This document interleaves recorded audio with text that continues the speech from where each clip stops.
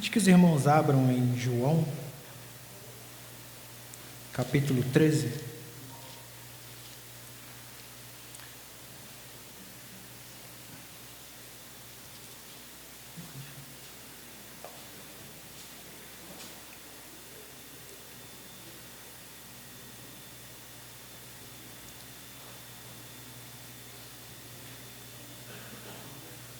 Nós vamos fazer a leitura do versículo 3, na verdade do versículo 2 ao 5 e depois do 14 ao 15.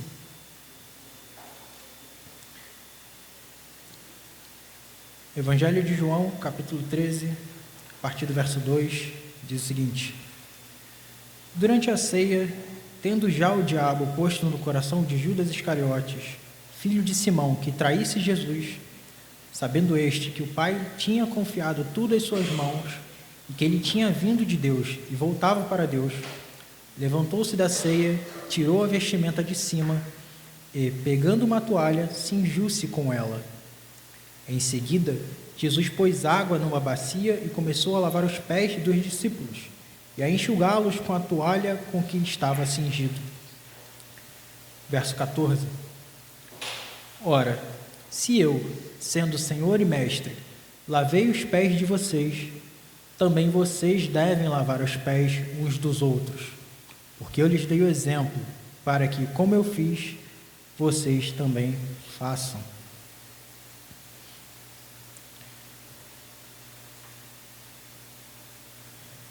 Meus irmãos,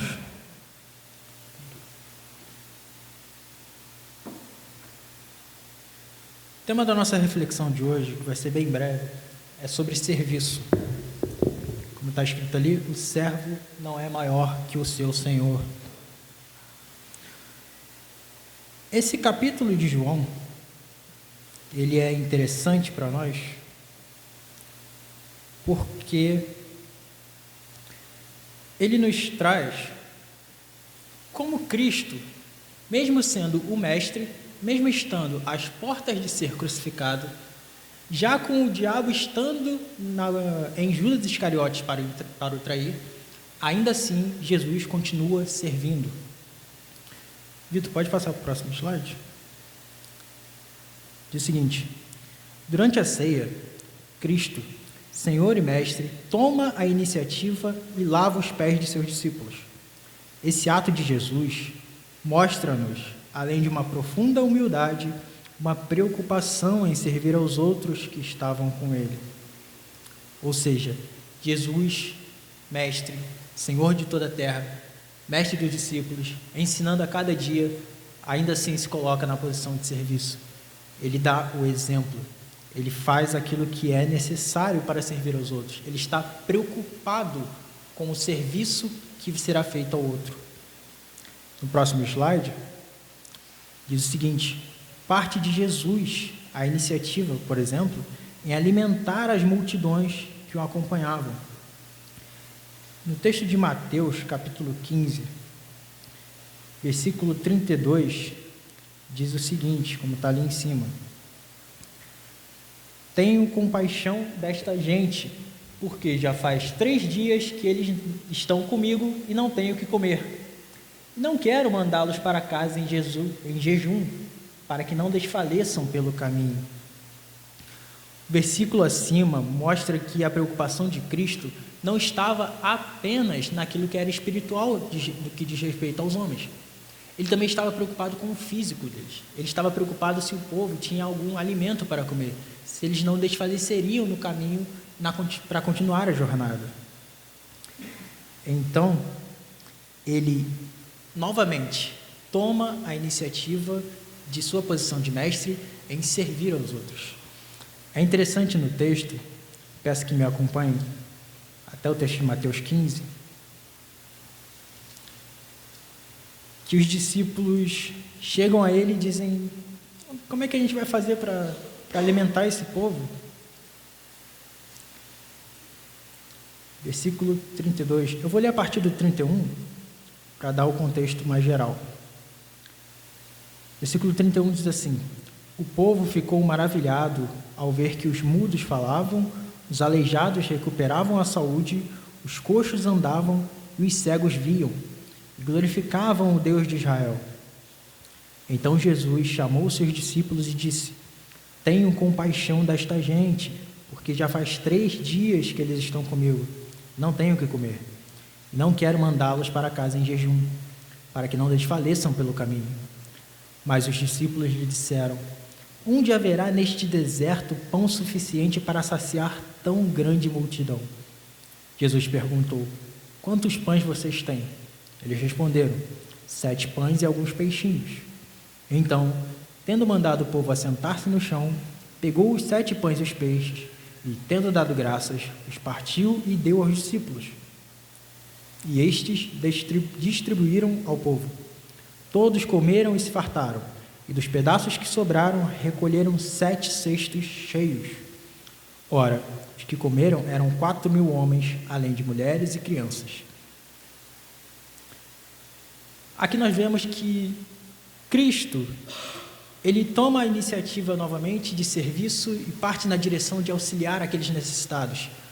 Logo, a gente pode ver que a preocupação de Cristo não estava apenas no espiritual, não estava apenas em revelar a pessoa de Deus, revelar a Deus na sua vida, pregar a mensagem de Deus, pregar sobre salvação, pregar sobre arrependimento. Cristo ali também está preocupado com o físico, também está preocupado com a saúde das pessoas, se elas têm que comer, se elas vão conseguir voltar para suas casas depois de uma longa jornada que passaram com eles. Então, Cristo, Senhor, Ele toma continuamente uma iniciativa de serviço, de ir à frente de serviço. Pode passar. E o que isso significa para nós? Significa que, assim como Cristo serviu, devemos estar dispostos para servir. A vida de discipulado, de discípulo de Cristo, é marcada pela imitação e até mesmo um desejo pela participação pessoal naquilo pelo qual Cristo viveu. Muitas vezes, atentamos para a humildade, santidade, o amor, paz, sabedoria que Cristo trouxe, mas não nos atentamos para o modo dele estar sempre buscando servir aos outros, estar sempre buscando atuar na necessidade alheia. E o apóstolo Paulo, em Filipenses 2, capítulo 1 ao 11, ele vai nos dar o modo como nós devemos buscar viver de acordo com aquilo que Cristo também viveu. Eu vou ler do verso 1 ao 4, que é mais específico para aquilo que a gente está tratando hoje. Filipenses 2, 1 ao 4. Portanto, se existe alguma exortação em Cristo, alguma consolação de amor, alguma comunhão do Espírito, se há profundo afeto e sentimento de compaixão, então completem a minha alegria, tendo o mesmo modo de pensar, tendo o mesmo amor e sendo unidos de alma e mente. Não façam nada por interesse pessoal ou vaidade, mas por humildade, cada um considerando os outros superiores a si mesmo. Não tendo em vista somente seus próprios interesses, mas também os dos outros. Quando estamos buscando servir, buscando fazer algo para a obra de Deus, para a obra de Cristo, nós não podemos estar buscando fazer isso por causa de algum tipo de interesse que a gente tenha em receber algo em troca, por exemplo. Nós não podemos, por exemplo, pensar em participar de algum evento porque depois você vai ser chamado para novamente estar ali presente. Não, a nossa posição deve ser de serviço, entendendo que os outros são superiores a nós, entendendo que atender aquela necessidade vai fazer com que nosso próprio interesse seja retirado de lado, porque estamos atendendo ao necessitado, estamos atendendo ao interesse do outro, estamos indo na direção de auxiliar ao outro. Peço que aqueles que puderem leiam a parte que está em branco ali embaixo, para que isso fique bem claro na nossa mente, ok?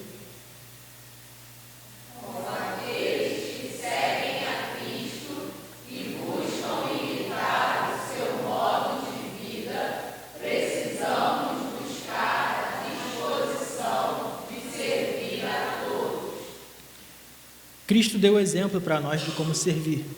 Ele, como eu disse, ele estava prestes a ser crucificado, prestes a ser morto, mas ainda assim se preocupa em servir aos outros, se preocupa em lavar os pés dos discípulos. Novamente, estava com uma multidão à sua volta, e ele se preocupa: será que esse povo tem o que comer? Será que a gente tem algo para alimentar esse povo, para que ele não morra? E engraçado notar que os seus discípulos não entendem muito bem essa questão. Eles até perguntam: onde que a gente vai arrumar pão no meio desse deserto para alimentar tão grande multidão? Mas não, Cristo está preocupado com o serviço. Cristo está preocupado em auxiliar, em ajudar o necessitado. Então nós vimos que, primeiro, Cristo deu exemplo sobre estar servindo. Segundo, nós devemos buscar servir assim como Cristo serviu. E terceiro, o que isso vai desembocar no corpo da igreja local? A figura do corpo é bastante característica no texto de 1 Coríntios 12, quando se trata de unidade e necessidade de que todos os membros estejam conectados e funcionando para o bom andamento do próprio corpo. Assim também é na igreja, o corpo de Cristo.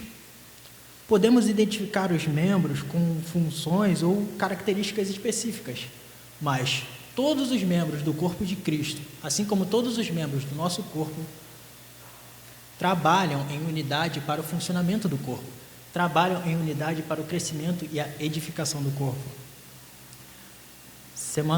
Essa semana, eu estava vendo daqueles vídeos curtos sobre informações que você não sabe, que talvez você nunca saberia. Estava vendo sobre um que dizia qual é o músculo mais forte do corpo humano. E alguns estavam dizendo que era o bíceps, que era a língua, que era não sei o que não sei o que lá. Mas, nesse vídeo, não sei se está certo, perdão, Larissa. Nesse vídeo diz que o músculo mais forte do corpo humano é um que está presente na panturrilha, na parte de trás do corpo. Porque ele dá o sustento a todo o peso que o corpo tem.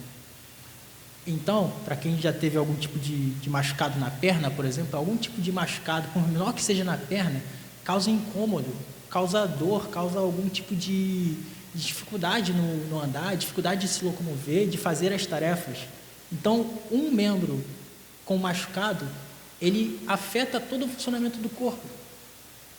Então, todos os membros de um corpo, o corpo humano, o corpo animal, precisam estar funcionando em conjunto para que a obra possa ser feita.